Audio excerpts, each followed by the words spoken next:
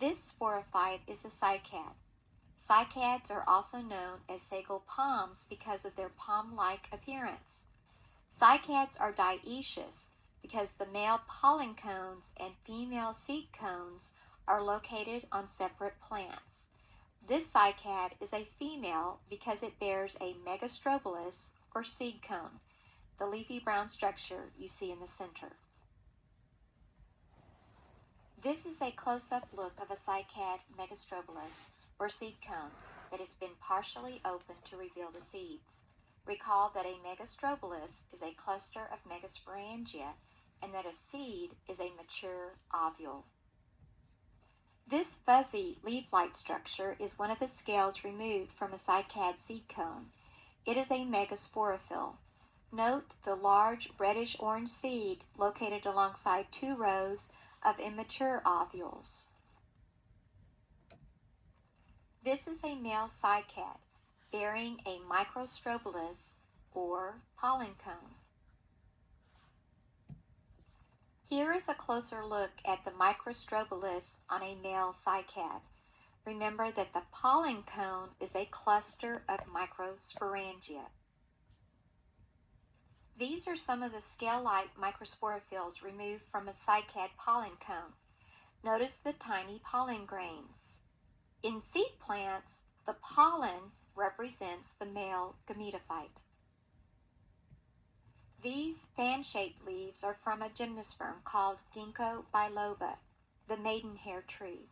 In autumn, the leaves turn a golden color before falling off the tree. Because the ginkgo tree drops its leaves, it is said to be deciduous. Ephedra is a gymnosperm in the phylum Gnetophyta. It is a shrubby plant that grows in the arid southwest. Notice that the branches are whorled and that each branch has nodes that are evenly spaced. Ephedra has two different common names, jointed fir and Mormon tea. The surface area of pine leaves has been greatly reduced to prevent excessive water loss. These pine needles are pine leaves bundled together in clusters called fascicles. Here is a pine fascicle in cross-section. Notice that this fascicle consists of two pine needles. Now you are looking at a magnified corner of the pine needle in cross-section. Notice the circular resin canal located in the photosynthetic layer of mesophyll. If you look closely in the epidermal layer, you may see some sunken stomata that allow gas exchange. Pine trees are monoecious because both the male pollen cones and the female seed cones can be found on the same tree. Here you are looking at the small, delicate pollen cones of a pine. In the spring, these male cones develop in clusters at the tips of branches located at the bottom of the tree. Here is a closer look at one of the microsporangia found in a male pine cone. Inside this diploid chamber are pollen grains. Notice that the microsporangium is attached to a leaf-like scale called a microsporophyll. Notice that pine pollen is characterized by having two large balloon-like wings, which help it keep afloat as it is dispersed by wind. In this pollen grain, you can see two darkly stained nuclei. One is the tube nucleus, the other is the generative nucleus. In this pollen grain, the tube nucleus has already begun to grow a pollen tube. The generative nucleus can still be seen inside the pollen grain. The haploid generative nucleus will divide by mitosis to produce two sperm nuclei. Only one sperm will fuse with the egg to form the diploid zygote. The other sperm will disintegrate. These female pine cones are first-year seed cones. They form on the upper branches of pine trees, making it more difficult for the pollen from that same tree to reach them.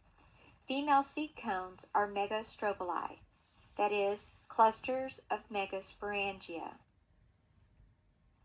Here you are looking at a longitudinal section of a first-year female cone. The oval chambers are megasporangia or ovules. Each ovule is attached to a leaf-like scale called a megasporophyll. Here is a closer look at the ovule. Notice the integument, the layer of cells surrounding the megasporangium.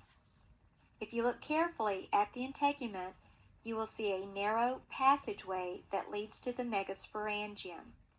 It is called the micropyle, and it allows the pollen grain access to the megasporangium where the egg is housed.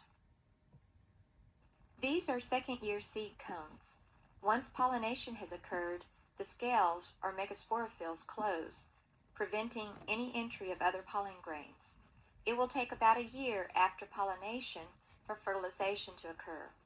The pollen grain will grow a pollen tube which will deliver the sperm to the egg via the micropyle. These are mature third-year seed cones. Notice that the scales are now open to allow for seed dispersal. It takes about a year after fertilization for the seed to develop from the ovule. Altogether, it takes about 2 years after pollination for the ovule to mature and form a seed. You are looking at several examples of pine seeds. Notice that the seeds bear wings that aid in seed dispersal. Pine seeds are carried by the wind. If they land in a favorable environment, the seeds will germinate and grow another sporophyte or pine tree. This is a juniper branch. Notice the scale-like leaves of this gymnosperm. Juniper berries are actually bluish-colored cones composed of fleshy scales. This sporophyte is a Here you are looking at a monocot plant with a fibrous root system. Notice that all its roots are approximately the same size and length. This is a dicot plant with a tap root system. Note that tap roots have a prominent primary root which bears much smaller secondary roots. This is a cross-section of a root. Begin by noting the endodermis, which sets apart the vascular cylinder. Inside the vascular cylinder is a pith, making this a monocot root. Start by locating the vascular cylinder. This is another root. Note that there is no pith inside the vascular cylinder. That makes this a dicot root. Note that in this slide, the vascular tissue is organized into vascular bundles, not a vascular cylinder. Stems have vascular bundles. This is a monocot stem because the bundles are scattered throughout the cross-section. Note that this cross-section also has vascular bundles, only this time the vascular bundles are arranged in a ring with a pith in the very center. That makes this a dicot stem. This is a monocot leaf because it has parallel venation. This is a dicot leaf because it has netted or branching venation. These bluish-purple flowers have 6 petals, which is characteristic of a monocot flower. In the flowers, the stamen are yellow, whereas the female part of the flower, called the pistil, appears white. Notice that this white flower has 5 petals, which is characteristic of a eudicot flower. If you look at the center of the flower, you can see the male reproductive part called stamen. A stamen consists of a long stalk-like filament bearing an anther at its tip. The anther of a stamen consists of 4 microsporangia, or pollen sacs. In cross-section, the 4 pollen sacs of the anther resemble the silhouette of a butterfly. Notice the pollen grains inside. Each pollen grain grew from a haploid microspore. These pollen grains are haploid and are the male gametophyte. Each pollen grain contains 2 nuclei. The tube nucleus will grow a pollen tube, while the generative nucleus will divide by mitosis and make 2 sperm nuclei. Note the unique appearance of these pollen grains. The outer wall, or X sign of these pollen grains, is spiky, which helps them stick to the animal pollinators. Here you are looking at the upper part of the pistil, the female reproductive part of a flower. The stigma is the small, sticky platform located at the very top of the pistil. Its uneven surface helps to trap the pollen grains. Continuing on down from the stigma is the style. Note that the style is hollow, which makes it easy for the pollen grain to grow down to the bottom of the pistil, where the ovules are located. Remember that the ovary is the lower portion of the pistil. Here you are looking at an ovary in cross-section. Notice that this ovary consists of 3 carpels. Each carpel contains 2 ovules. Here is one carpel with 2 ovules. Each ovule consists of a megasporangium, an oval-shaped chamber, surrounded by an outer layer of cells called the integument. The space around the ovules is called the locule. Here is a single ovule. Inside the megasporangium, a diploid megasporocyte divided by meiosis to produce 4 haploid megaspores. 3 of the 4 disintegrate, leaving 1 megaspore that divides 3 times by mitosis to produce a total of 8 haploid nuclei. These 8 nuclei inside the megasporangium represent the female gametophyte, also known as the 8-nucleated embryo sac. In order to identify the 8 nuclei, locate the micropyle. If you look closely, you can see all 8 nuclei. The egg is centered at the top of the embryo sac. On either side of the egg are the 2 synergids. At the bottom of the embryo sac are the 3 antipodals, 2 of which stained a very dark color. The 2 polar nuclei are located on either side of the large white area in the middle of the embryo sac. The white space is just an open space or tear in the embryo sac. Remember that all 8 nuclei are haploid. When the pollen tube reaches the embryo sac, the first sperm will fuse with the egg, forming a diploid zygote. The second sperm nucleus will fuse with the 2 polar nuclei to form triploid endosperm. Here is a close-up of the embryo in a monocot seed. The embryo appears dark. The top portion of the embryo is called the plumule, which will form the embryonic leaves. At the bottom of the embryo is the radicle, which represents the embryonic root. In monocot seeds, the plumule is covered by a coleoptile, while the radicle is covered by a coleorhiza. The cotyledon attached to the embryo is not as dark in color and curves around the embryo on the right side. The bluish colored tissue towards the top is a small piece of the triploid endosperm. Here you are looking at 3 eudicot seeds. The distinctive outer layer of cells making up the seed coat was derived from the integument. Remember that a seed is a mature ovule. This is a close-up look of a eudicot seed. Note again the diploid seed coat. In the lower left-hand corner of the seed, you can see a darkly stained proembryo, which is attached to a strand of cells called suspensor cells.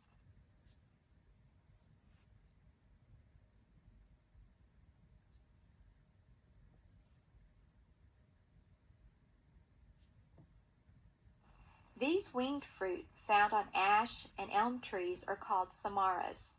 Samaras may occur singly or in pairs.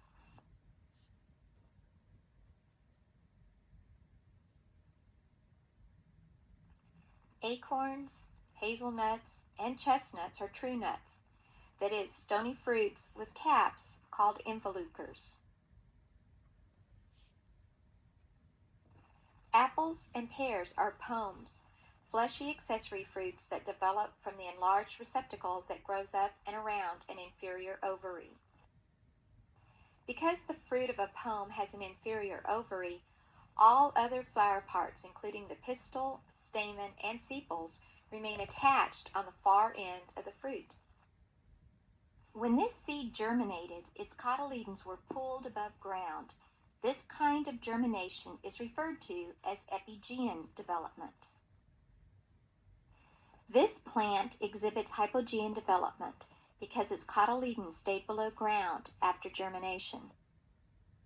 Here you are looking at a monocot.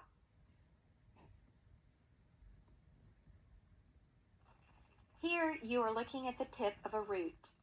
Note that the very bottom of the root is enclosed by a thimble-shaped root cap, which protects the darker colored region of embryonic cells called the apical meristem. The apical meristem is a growth center referred to as the region of cell division because of the cells that are continually dividing by mitosis and cytokinesis. In this slide, you should be able to identify the region of cell division at the tip of the root. Note the darker appearance of this region due to the clustering of many little cells, each with a dark nucleus. Further up the root is the region of cell elongation, which appears lighter in color because the nuclei have moved further and further apart as the cells grew larger and larger in size. The region of cell differentiation coincides with the region of the root that is covered with root hairs. In this region, the cells are mature and have become specialized to perform a particular function. Each root hair is an extension of a single epidermal cell. Root hairs greatly increase surface area for absorption of water. This is a picture of a monocot root with two branching or lateral roots. Branching roots grow from the pericycle, a layer of meristematic cells located just inside the endodermis. Monocots have a fibrous root system. Note that there is no primary root.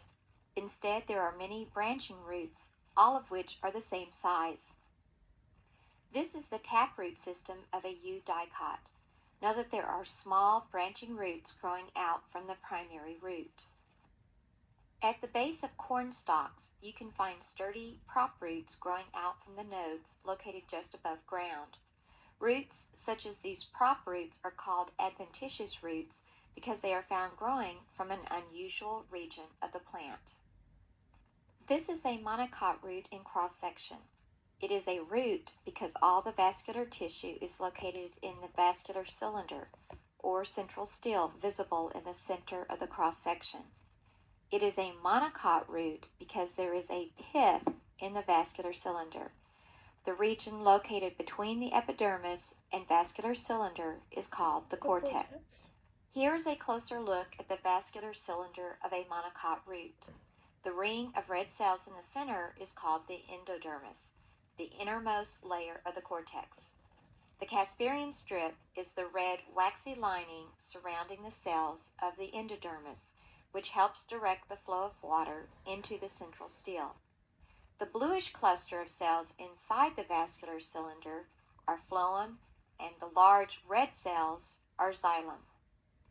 Notice the bluish-colored cells located just outside the vascular cylinder on the left. They are parenchyma cells, which are used to store starch.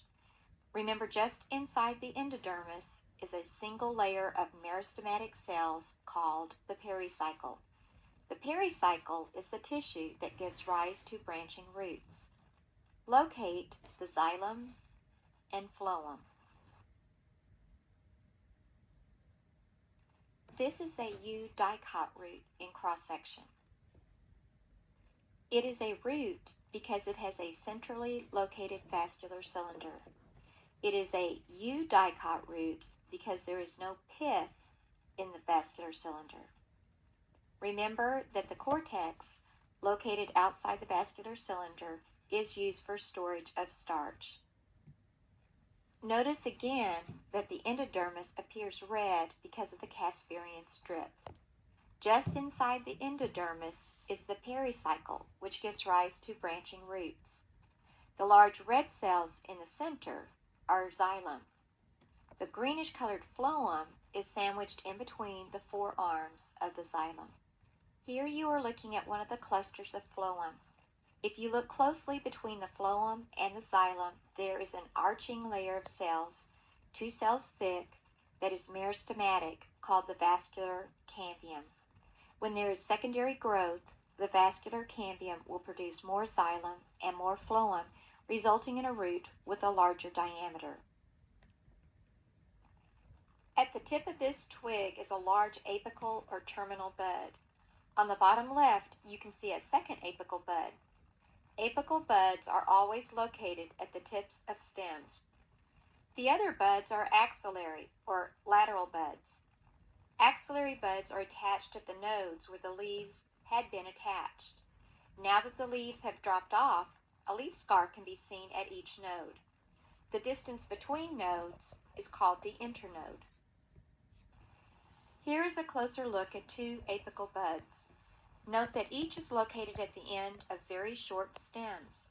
The thick, protective modified leaves which enclose the bud are called bud scales. In the spring, when the buds begin to open, the bud scales will fall off, leaving a ring of scars called the bud scale scar. Also note many small dots along the stem called lenticels. They are openings in the stem that allow for gas exchange. This is a monocot stem in cross-section. It is a stem because the vascular tissue is arranged in vascular bundles. It is a monocot stem because the vascular bundles are scattered. The epidermis secretes a waxy cuticle to prevent desiccation. The vascular bundles in the stem of a monocot look like monkey faces. The large eyes and nose are xylem, while the forehead is phloem. Around each bundle is a layer of red, thick-walled cells called sclerenchyma. The sclerenchyma sheath surrounds each bundle for strength and support. This is a eudicot stem because the vascular bundles are arranged in a ring, forming a pith in the center. Note the large red cells of the xylem. Located just above the xylem, before you get to the phloem, there is a thin layer of cells called the vascular cambium. This meristematic layer of cells continues to divide to make more xylem to the inside, more phloem towards the outside. Note that above the phloem is a cluster of red, thick-walled cells called sclerenchyma. The sclerenchyma cap gives strength and support to the vascular bundle. This is a woody stem cross-section. Note the xylem to the inside. If you count the growth rings, you will find that this stem exhibits 3 years of growth. Again, notice the 3 layers of xylem which constitute the wood. Just above the xylem is the single layer of vascular cambium. Remember, it is the vascular cambium that forms more xylem and phloem each year. All the tissue from the vascular cambium out represents the bark. The bark includes the phloem, which forms pyramids pointing to the outside of the stem. In between the phloem are inverted pyramids of parenchyma. Again, look for the 3 growth rings that occur in the xylem located to the inside. Remember that the bark includes all the tissue from the vascular cambium out. The outermost layer of dark red cells is the cork, or periderm, which has replaced the single layer of epidermis. This is a close-up of the xylem. Growth rings, or annual rings, are visible because of the difference in the diameter size of the vessel elements. Spring wood has the larger xylem vessels, whereas summer wood has the smaller ones. This is a modified stem called a rhizome because it is located underground. Attached to it are the actual roots of the plant.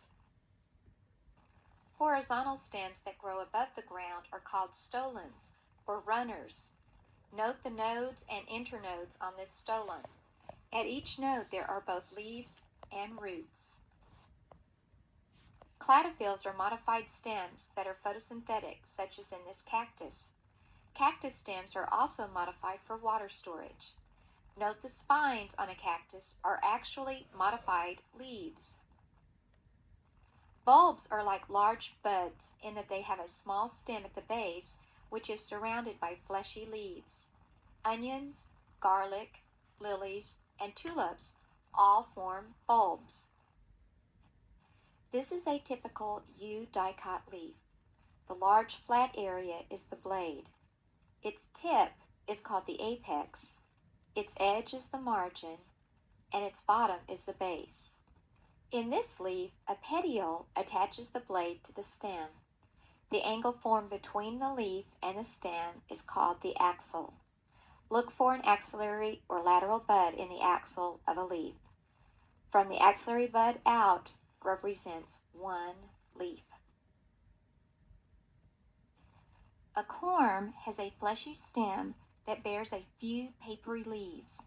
Crocuses and gladioli produce corms. This is a typical U-dicot leaf. The large flat area is the blade. Its tip is called the apex, its edge is the margin, and its bottom is the base.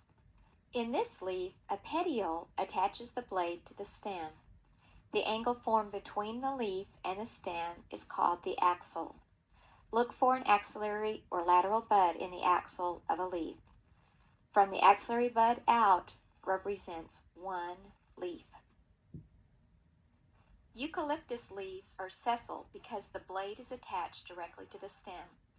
Look closely at these leaves. No petiole. This is a monocot leaf in cross-section. Notice how the vascular bundles are arranged in a straight line because monocot leaves have parallel venation. If you look carefully, you will see that both the upper and lower epidermis secrete a waxy cuticle, stained red in this slide. The openings in the epidermis, called stomata, allow for gas exchange during photosynthesis. The photosynthetic tissue located between the upper and lower epidermis is called mesophyll. This is a monocot leaf viewed at a higher magnification. In it, you can clearly see the guard cells that control the opening and closing of the stomata, small openings in the epidermis that allow gas exchange. Note that stomata can be seen on both sides of the leaf. If you look in the upper right-hand corner, you will see a cluster of large epidermal cells called bulliform cells. When it gets hot, the bulliform cells start to shrink in size as they lose water, causing the leaf to fold shut. This is the cross-section of a U-dicot leaf. The mesophyll located between the upper and lower epidermis consists of two distinct layers of clarenchyma cells. Just below the upper epidermis is the palisade layer, which consists of tightly packed, column-shaped cells. Just below the lower epidermis is the spongy layer, where the cells are loosely packed with many air pockets, which allow the air to circulate freely throughout the leaf. Note that in U-dicot leaves, the stomata are usually located in the lower epidermis. Here you can see the guard cells that form the stoma. Notice the air pocket located directly behind the stoma. This is a surface view of leaf epidermis. Notice the two kidney-shaped guard cells forming the stoma. This is a simple leaf because it has a single blade that has not been subdivided into leaflets. These leaves are palmately compound. Look for the axillary buds in between the stem and the petiole. Remember that the axillary bud marks the beginning of the leaf. In this leaf, the blade has been subdivided into 7 smaller leaflets, all of which attach at one point to the petiole. This configuration is similar to how all your fingers are attached to the palm of your hand. This plant has pinnately compound leaves. The leaflets are paired up on a central rachis. Remember that everything from the axillary bud out represents a single leaf. In pinnately compound leaves, the blade has been subdivided into leaflets that are arranged in such a way that it resembles a feather. Note that in this specimen there is just one leaf per node. This kind of leaf arrangement is said to be alternate. Notice how the leaves alternate from the left to the right side of the stem, giving it a balanced look. In this specimen, there are 2 leaves per node. This plant has opposite leaf arrangement. This is an example of whorled leaf arrangement because there are more than 2 leaves per node. In deciduous plants, plants that drop their leaves, there is a separation layer of cells located between the leaf and stem called the abscission layer. If you look carefully, you will notice the stem is located on the left. The dark red structure in the center is an axillary bud. To the far right is a leaf petiole. Notice at the base of the petiole is a red horizontal line of cells. That is the abscission layer. Insectivorous plants tend to grow in nitrogen-deficient soil. As a way to obtain nitrogen, these plants have modified their leaves in various ways to trap insects, which are a rich source of nitrogen. This is a picture of a Venus flytrap. When an insect lands on the leaf, it folds along the midrib, trapping the insect inside. Pitcher plants can be found growing in the big thicket of East Texas. These plants have leaves that form tubular chambers that contain a pool of digestive juices. Most insects that enter the chamber drown in the juices and are digested. Sundews also grow in East Texas. This small insectivorous plant has leaves that bear many epidermal hairs. Each hair secretes a sparkly, sticky substance that traps any unfortunate insect that comes close to the leaves. On the margin of this leaf are little plantlets, each with its own root and stem. When the plantlets break off, they will take root and grow into a new plant that is genetically identical to the parent plant. This is an example of vegetative propagation. Here you are looking at the tip of a root.